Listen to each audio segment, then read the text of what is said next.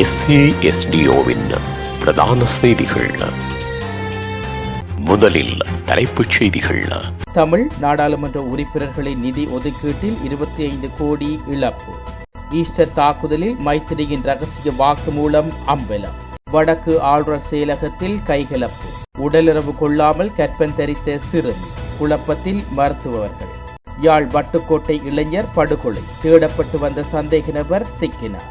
இஸ்ரேலில் இறுதி திட்டம். பேரழிவு தொடர்பில் அமெரிக்கா விடுத்துள்ள எச்சரிக்கை. ஆசிய கனிஷ்ட மெய்வல்ரர் போட்டியில் இலங்கைக்கு கிடைத்த வெண்கல பதக்கம். தொடர்பன விரிவான செய்திகள். தாயக செய்திகள்.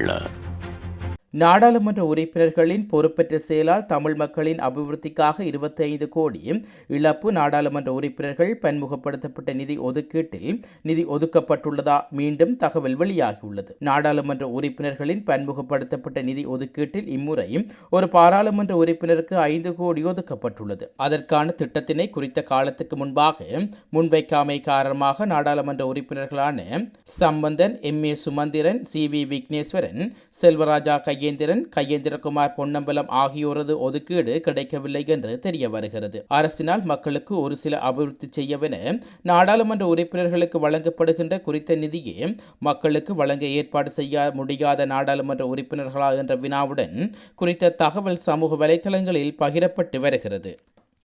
உயிர்த்தனாயுத தாக்குதலில் மூளையாக செயற்பட்டவர் தொடர்பில் முன்னாள் ஜனாதிபதி மைத்திரிபால சிறிசேன குற்றப்புலனாய்வு திணைக்களத்துக்கு ரகசிய வாக்குமூலம் அளித்துள்ளார். இந்த விடயம் தொடர்பில் பொது பாதுகாப்பு அமைச்சர் திரான் அலெக்ஸ் வெள்ளிக்கிழமை முதலாக அம்பலப்படுத்தியுள்ளார். மேலும் கருத்து தெரிவித்துள்ள அமைச்சர் குறித்த வாக்குமூலத்தில் இலங்கையைச் சேர்ந்த எவருடைய பெயரும் முன்னாள் ஜனாதிபதி குறிப்பிடப்படவில்லை என அமைச்சர் குறிப்பிட்டுள்ளார். வடமாகாண ஆளுநர் செயலகத்தில் இடம்பெற்ற கைகலப்பில் கழுத்து காயங்களுக்குள்ளான ஒருவர் யாழ் போதனா வைத்தியசாலையில் அனுமதிக்கப்பட்டுள்ளார்.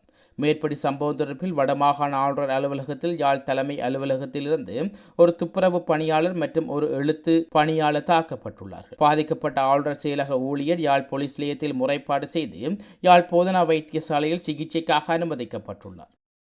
உடலுறவு கொள்ளாமல் கற்பம் தரித்த 13 வயது சிறுமி மேலதிக பரிசோதனைக்காக கொழும்பு தேசிய வைத்தியசாலைக்கு அனுப்பி வைக்கப்பட்டுள்ளதாக தகவல்கள் வெளியாகியுள்ளது. குருநாகல் கட்டிப்பொல பிரதேசத்தைச் சேர்ந்த 13 வயது சிறுமியை இவ்வாறு கற்பம் தரித்துள்ளார். மேலும் சம்பவம் தொடர்பில் போலீசார் மற்றும் வைத்தியர்கள் விசாரணைகளை மேற்கொண்டுள்ளார்கள். எனினும் இது தொடர்பில் எவ்வித தகவலும் கிடைக்காததால் சிறுமி மேலதிக பரிசோதனைக்காக கொழும்பு தேசிய வைத்தியசாலைக்கு அனுப்பி வைக்கப்பட்டுள்ளார். கடந்த சில நாட்களுக்கு முன்னர் வயிற்று வலியினால் அவதிப்பட்டுள்ள நிலையில் குளியாப்பிட்டிய வைத்தியசாலையில் அனுமதிக்கப்பட்ட போதே சிறுமி கற்பமாக உள்ளதாக தெரிய வந்துள்ளது. இந்நிலையில் மேலதிக பரிசோதனைகளில் பாதிக்கப்பட்ட சிறுமி உடலுறவு கொண்டதற்கான அறிகுறிகள் எதுவும் இல்லை என வைத்தியர்கள் தெரிவித்தமை குறிப்பிடத்தக்கது.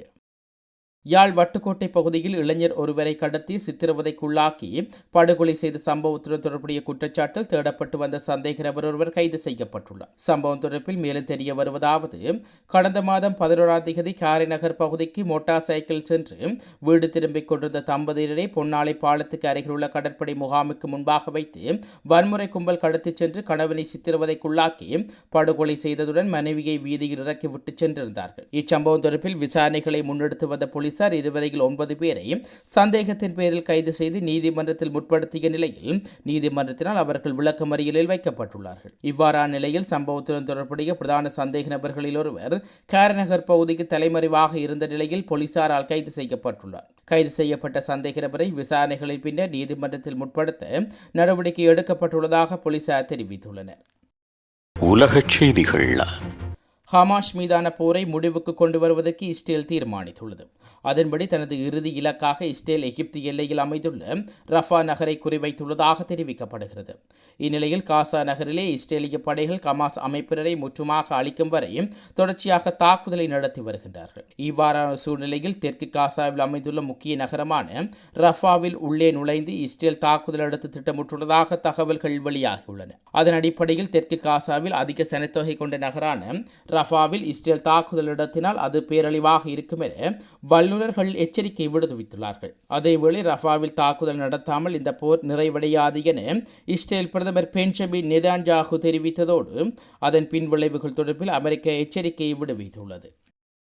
விளையாட்டுச் செய்திகள். முதலாவது ஆசியா கனிஷ்ட மெய் வல்லுநர் போட்டியில் இலங்கைக்கு வெண்கலப் பதக்கம் கிடைக்கப்பெற்றுள்ளது. அதன்படி மகளிருக்கான 4 தர 400 அஞ்சலோட்ட போட்டியில் இலங்கை மகளிர் அணி வெண்கலப் பதக்கம் வென்றுள்ளது. முன்னதாக இலங்கையின் மகளிர் அணி தலைவி நொத்மிகா மதுஷானி ஹெரத் பெண்களுக்கான முப்பாய்ச்சல் போட்டியில் வெள்ளிப்பதக்கம் வென்றிருந்தார். இதன்போது அவர் 13.01 மீட்டர் தூரத்தை பதிவு செய்துள்ளார். 2024 ஆண்டுக்கான 20 வயதுக்குட்பட்டோருக்கான ஆசிய தடகள சாம்பியன்ஷிப் போட்டிகள் துபாயில் நடைபெற்று வருகின்றது. மீண்டும் தலைப்புச் செய்திகள். தமிழ் நாடாளுமன்ற உறுப்பினர்களின் நிதி ஒதுக்கீட்டில் 25 கோடி இழப்பு. ஈஸ்டர் தாக்குதலில் மைத்திரியின் ரகசிய வாக்குமூலம் அம்பலம். வடக்கு ஆளுநர் செயலகத்தில் கைகலப்பு.